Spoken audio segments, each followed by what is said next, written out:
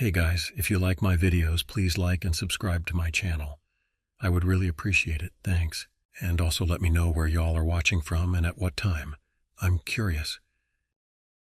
I knew I was in trouble the second the compass needle spun like it was auditioning for a magic trick.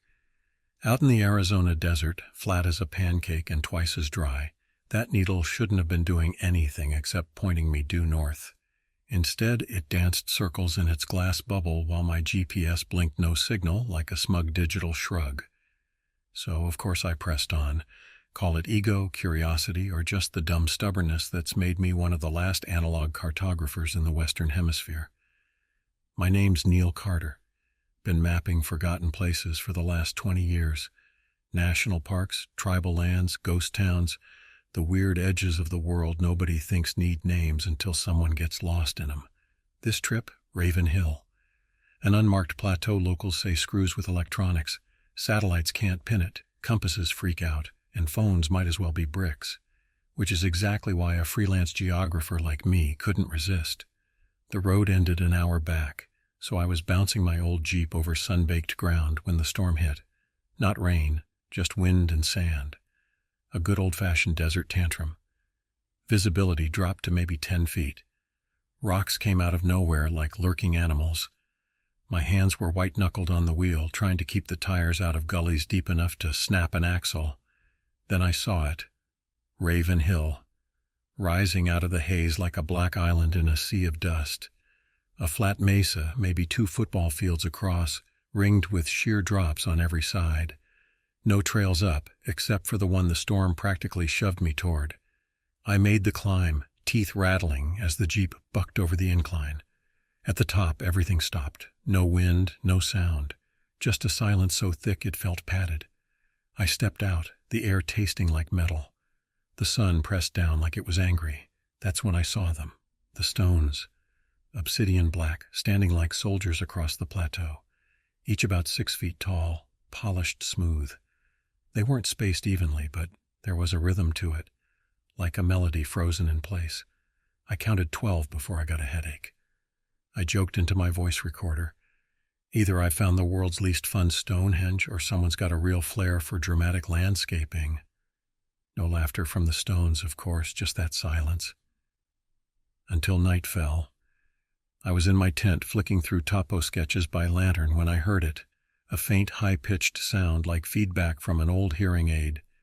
It came and went in waves, just enough to make my skin crawl. At first I blamed tinnitus or maybe a trick of the wind. Then I noticed something worse. The sound wasn't everywhere, just outside, just near the stones. And when I stepped out into the moonlight to listen closer, they were humming, just enough to make the hair rise on the back of your neck. I don't spook easy. Comes with the job. You can't spend half your career mapping sinkholes in Appalachia and abandoned bunkers in Nevada without learning to ignore strange noises. But that humming wasn't nothing. It wasn't wind, it wasn't crickets. It was too steady, too deliberate, like a single note someone was trying to hold until their lungs burst. I stood outside my tent for maybe a full minute, just listening. Then I grabbed my flashlight because obviously that was the smart move. If I'd been in a horror movie, that's the part where the audience yells, "Don't go out there, you idiot." But I'm a scientist, a stubborn one. The stones didn't move, didn't glow, didn't levitate and chant in Latin, thank God. They just stood there, gleaming under the moonlight like tombstones that had been polished for a photo op. The hum was faint but real, coming from all of them at once, vibrating through the soles of my boots. It didn't even seem to touch the air. It was in the ground. "Desert's got indigestion," I muttered, trying to make myself laugh. I couldn't sleep after that. Just lay in my tent, listening, sketching the positions of the stones on a notepad by lantern light. By morning the hum had stopped. The silence had returned, and with it that dry static that made your brain feel like it was buffering. I made breakfast, lukewarm coffee, and a sad granola bar, and hiked back to the stones with a proper notebook, a compass, and my analog rangefinder. The compass again went bonkers. The rangefinder gave me numbers that didn't add up. One stone measured 20 feet away, then 40, then 0. It wasn't the terrain shifting. It was like the space itself around the stones was warping. Great. Either the laws of physics were off for the day, or I'd finally cooked my brain under a desert sun. But I took it seriously. I pulled out my portable seismograph, one of the few luxuries I allowed myself on field trips, and placed the sensors near one of the central stones. Nothing high-tech, no fancy transmitters, just good, solid analog recording. And I waited. Nothing. Until I tapped the stone. It was dumb, I admit it. I tapped it with the metal end of my clipboard, just to see what it sounded like. Not scientific, not smart. The pitch changed. Subtly, like hitting a tuning fork. I heard it in the air for a second, a slightly sharper tone that settled into my chest like a cold breath. The seismograph needle jittered. I tapped again. This time the hum from the other stone shifted too, just slightly. It was like I'd stepped into the middle of a choir that was holding its breath. Suddenly I didn't want to be standing in the middle of that choir anymore. I backed away, noting everything, tones, timing, pitch. Later in my tent, when I played back the seismograph recording, the tones weren't random. They were forming a pattern, a sequence, a message. I'm not a codebreaker or a linguist or anything fancy. Just a guy who's looked at enough elevation lines and seismic data to know when something's not behaving like it should. The recordings from the seismograph weren't noise. They repeated. They rose and fell in waves. I charted the tones on paper, mapped them like contour lines, and saw symmetry where there shouldn't have been any. It wasn't just vibration, it was structure, something trying to say something, or worse, trying to stay quiet and failing. At this point, a smarter man would have packed up and driven until the Jeep broke down, or I hit a town with a diner that served pancakes bigger than the plates. But I was hooked. Curiosity's a hell of a drug. So I brought out my old frequency scanner the next morning. Not digital, this thing still had analog dials. My dad used to use it to find static from distant radio towers. I tuned it slowly around the stones, watching the needle and my own gut twist in tandem. The pitch started shifting as I walked closer to one of the larger stones. Not louder, sharper. Like the sound didn't care about my ears, just my bones. I felt queasy, not bad tuna sandwich queasy, vertigo on a tilting boat queasy. I turned away and it dulled, turned back and it spiked. It wasn't just random frequency interference. It was directional, like the stones were targeting me. I backed up, took some distance, tried again with the equipment a few hours later when the sun was lower. Same result, more nausea, higher pitch. Less like vibration now and more like pleading. That's what it felt like. Not sound for the sake of sound, but something desperate rattling the edges of hearing. It got worse that night. The humming started again, but this time it was accompanied by something new. Resonance. Like the ground under the tent frame was buzzing. I couldn't ignore it. I stepped out barefoot and felt it, light tremors, not seismic, not tectonic, but deliberate, timed, like a pulse. Now I know what you're thinking. Neil, maybe there's a buried substation or a secret military something or just a weird echo chamber under the plateau. That's what I told myself too, right before I did the dumbest thing I've done in my whole career. I tapped the stone again. This time it sang back, not in tone, not in pitch, but in something that sounded just a hair too much like a voice. It was faint, like someone screaming into a pillow from far, far away. But the cadence was there, the shape of a scream. I staggered back and dropped the scanner, and I said out loud, because somehow that made it real, "Okay, that one sounded human." Then I laughed, because what else do you do when you're alone in the desert and rocks start singing like they've got lungs? Guess you boys don't like to be poked, huh? They didn't answer, but they didn't have to. I woke up on my back with blood crusted in my ears and the taste of metal in my mouth. That's not how I went to sleep. The last thing I remembered was huddling in the tent, wrapping my head in my jacket like it was going to block out that awful reedy tone still playing in my skull. I'd left the frequency scanner on, dumb mistake. Must have nodded off sometime around midnight, still hearing that screech like it was etched into my molars. I sat up, groaning. My tent's zipper was wide open, flapping like it had been in a windstorm, even though there wasn't a breeze in sight. The sky had that ugly pre-dawn glow, all pale oranges and grays. And something was off about the plateau. It was too quiet now. The hum was gone, completely, but not in a good way. More like that kind of quiet you hear in funeral homes and waiting rooms when people are waiting for bad news. I stumbled out barefoot, another mistake, and made my way to the center of the stones. And there it was. The one on the west edge, the tallest, blackest, shiniest of the lot, was fractured. A diagonal crack, running straight from the top down to the base, like it had been struck by lightning or twisted from the inside out. Shards of black glass were scattered in the dust like broken teeth. The inside wasn't just rock. It had layers, like cooled volcanic glass wrapped around something fibrous and dark. I shouldn't have touched it. Of course I touched it. The stone felt warm, sticky even, like it had bled sap. My fingertips came away with black residue that smelled like burning hair and old coins. I wiped it on my pants and immediately regretted it. Whatever that stuff was, it made my head throb and my knees go soft. That's when I noticed the audio recorder still clipped to my belt. The red light was blinking, low battery, but still recording. I rewound a few minutes and pressed play. Static, then a high-pitched oscillation, and then a scream, a full-blown, raw, blood-curdling human scream. Not distorted, not some weird frequency pattern. This was vocal cords and terror and pain, so much pain it made my teeth hurt. It didn't sound like anyone I knew, but it also didn't sound like it came from far away. It sounded like it came from inside the recorder. I dropped it. It hit the ground and kept screaming. I had to pry the battery out with a penknife just to shut it up. I sat there in the dust, hands shaking, stomach rolling, ears still ringing. And like a true professional, I said aloud, "Well, congratulations, Neil. You officially broke a haunted rock and recorded a Banshees mixtape."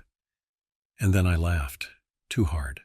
The kind of laugh you don't trust when you're alone, because deep down I was already starting to suspect the truth. The stone hadn't cracked from pressure. It had let something out.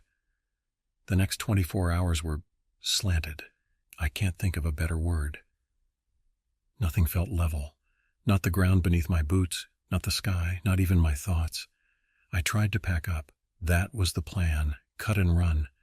But the second I folded the first map and stuffed it into my duffel, a wave of nausea hit me so hard I had to grab a tent pole to keep from toppling over. When I looked up again, the stones looked closer. Not like they'd moved, just loomed. I've done solo work in the wilderness for years, spent days without human contact, slept next to rivers full of snakes, navigated fog-thick woods with a flashlight the size of a hot dog, but I'd never once felt watched. Until now. I took a break. Bad idea. Closed my eyes for what felt like a few minutes, woke up to the sun hanging directly overhead and my gear scattered in a 10-foot radius like I'd set off a grenade made of notebooks. Even my compass had shattered, not dropped, shattered. I laughed, but it was short. My mouth felt dry like I'd eaten chalk. I needed to ground myself, needed data, facts. So I did what I should have done earlier. I started circling the stones on foot. No scanner, no seismograph, just a camera and a notebook. I took photos, measured distances with my feet, traced the orientation with a protractor, but I kept stopping. Because on every third or fourth stone I noticed something. Symbols. Carved deep into the obsidian, so deep the grooves looked fossilized, were markings that weren't erosion or graffiti. These were intentional, geometric, precise. Some looked like eyes, others like mouths, open mouths ringed with teeth. But the most unsettling were just circles, dozens of them, sometimes overlapping, sometimes nested inside each other like concentric prisons. They reminded me of something, a petroglyph I'd seen in a Navajo museum once, used to symbolize binding or containment, not reverence, not worship. The realization hit like a sucker punch. The stones weren't totems, they were locks. I dropped to a knee beside one and ran my hand over the carving. It burned cold. My fingers trembled, tracing each ring like I could decipher it if I just stared long enough. But the longer I looked, the more my thoughts started turning wrong. I saw people, or maybe impressions of people, all frozen in moments of pure terror, mouths open, eyes stretched wide, fingers curled like claws. Not visions, not ghosts, just images, flickering across my brain like someone was flipping through a horror flip book inside my skull. I blinked hard and pulled my hand back. And then, because I'm apparently a glutton for psychological punishment, I whispered, "What were you holding back?" The stones didn't answer. They didn't hum or scream or crack. They just stood there, unchanged. But something behind my eyes was shifting. Something inside had started listening back. That night, I didn't sleep so much as collapse. My body shut down like a cheap flashlight flickering out on bad batteries. I laid there in my tent, every muscle twitching, heart thudding like I'd just run a mile in the dark. I kept my eyes shut tight, hoping that if I just waited long enough, the tremble in my bones would settle and I'd wake up somewhere else, preferably near coffee or civilization. No such luck. The screaming started again around 3 a.m. This time it didn't come from the stones. It came from my recorder. I didn't even realize it was on. The little red light blinked steadily from the pocket of my vest, flashing like a heartbeat. I pulled it out with a hand that didn't feel entirely like mine and pressed play. What came out didn't make sense. It was my voice, screaming. Not just yelling in fright, no, this was pure guttural, soul-flaying panic. The kind of sound a person only makes once when they know nothing's going to save them. I dropped the recorder like it was red hot. It bounced once on the tent floor and kept playing. The scream went on for 10, maybe 12 seconds, long enough to hear my own breath choking on it. The worst part, I never remembered screaming, not even close. But it was my voice. I know how I sound. I've left hundreds of field logs over the years, and this one was mine. Only this time I wasn't narrating rock formations. I was begging for help. The end of the clip even had this little stutter of breath like I'd passed out. Just for good measure, the recorder cut off with a faint echo, like the scream had bounced back from inside something hollow. I didn't sleep the rest of the night, just sat there with my eyes glued open, trying to keep every thought from turning into another hallucination.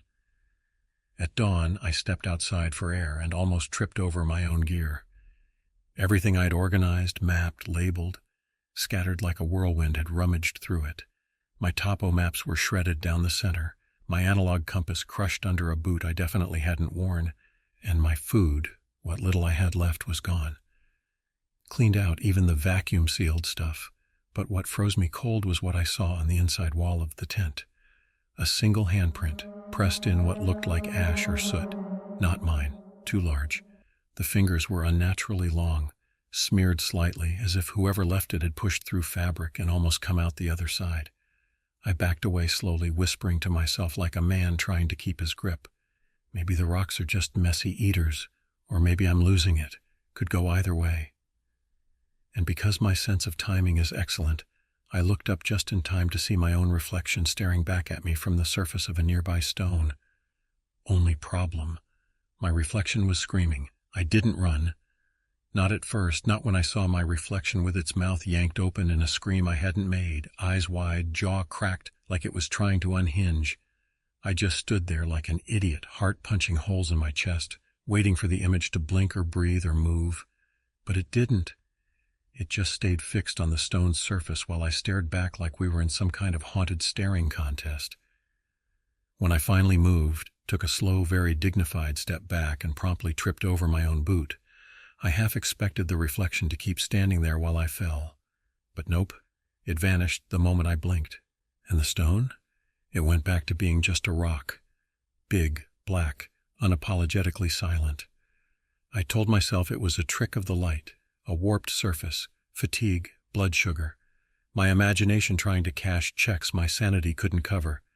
But deep down I wasn't buying that anymore. I'd seen things, yes, heard things. But this wasn't just about visual hallucinations or audio phenomena. This place, Raven Hill, was doing something deeper, something structural. It was pulling me inward like gravity with an attitude. I tried leaving. That was the next move. I packed what was left of my gear, grabbed the Jeep keys, and drove straight down the slope past the marker boulder I'd passed on the way in, following my tire tracks. But 20 minutes later, I was back at the top of the plateau. I didn't turn around. Didn't loop back. I drove in a straight line and ended up where I started, twice. Now, I'm not saying the place was shifting around me like some Scooby-Doo hallway gag, but I'm also not saying it wasn't. It took me another 2 hours to calm down enough to sit with my maps, what little hadn't been shredded. I laid out the best aerial sketch I had of the stones, marked their positions again from memory, and tried plotting where the cracked one had been. That's when I saw it. The pattern. The stones weren't random, they weren't even symmetrical, but they were arranged around a center point, not marked by any visible object. Just a flat patch of bare earth, perfectly clean. No stones, no grass, not even the usual desert scrub. I walked out there and started digging. At first just with a trowel, then my hands. I don't even know why, just had to see. And about a foot down, I hit something hard. Obsidian, but smoother, rounder, like a lid. My pulse went full speed. My fingers were shaking again. Because whatever was buried here wasn't a natural formation, it was a container, or maybe a plug. And my tools, the ones I'd been using, had been vibrating against this whole system, echoing through the stones, interfering. I stood up too fast and nearly blacked out. I staggered back toward camp, brain spinning. That's when I realized something truly awful. The humming wasn't trying to warn me away. It had been growing louder the more I interacted, like I was dialing in the frequency, tuning the lock. I didn't think it could get worse than hearing my own scream on tape. I was wrong. The next day, at least I think it was the next day, time had stopped behaving like it should. I spotted someone near the stones. At first I thought it was another researcher, someone from the university, maybe one of those paranormal YouTubers finally making good on their death wish. The figure was slumped between two of the stones, right at the edge of the cracked one, just barely visible in the heat shimmer, wearing what looked like a jacket, human enough shape. So I did what any normal person in my shoes would do. I yelled, "Hey, you okay?" No answer. I moved closer, slow, careful, my boots crunching in that dry gravel that always makes you feel like you're walking on cereal. The figure didn't move, but I could see them more clearly now. Thin, gaunt, back hunched in an unnatural curve, one arm outstretched, resting against the side of the broken stone like they'd been trying to hold themselves up, or maybe push something back in. I took another step and the light shifted. That's when I saw his face, or what was left of it, eyes wide, frozen, mouth stretched open in a scream so wide it looked like it had cracked the jaw, skin blistered and fused in places with dark, glossy patches of obsidian. His lips were inside the stone, like he was being sucked into it, or maybe the stone was growing around him. I swear he looked at me, just for a second, and in that second I felt it, the connection. The throb in my chest synced perfectly with the humming from the stones. The vibrations jumped like a signal spike, and my ears filled with a low-frequency groan that wasn't sound so much as pressure. I blinked, and he was gone. No shimmer, no fade, no puff of ghostly smoke. Just gone, like the air had swallowed him. I staggered forward, reached out to touch the broken stone, and there it was, embedded near the base, half sunken into the cracked obsidian. A tooth, human, yellowed, still warm. I fell back onto the dirt, holding it like it was radioactive. "Right," I muttered, my voice cracking in that charming I'm losing my grip way. Guy melts into a haunted rock, leaves a tooth behind. Sure, totally checks out. But the joke didn't land, not even with myself. I pocketed the tooth before I realized what I was doing. A reflex, like keeping evidence, like I was a witness to a crime and not a slow-motion participant. Back at camp, I dug through my notebook, desperate for something that made sense. I rechecked the petroglyph rubbings, cross-referenced the vibration patterns, redrew the central layout, and there it was.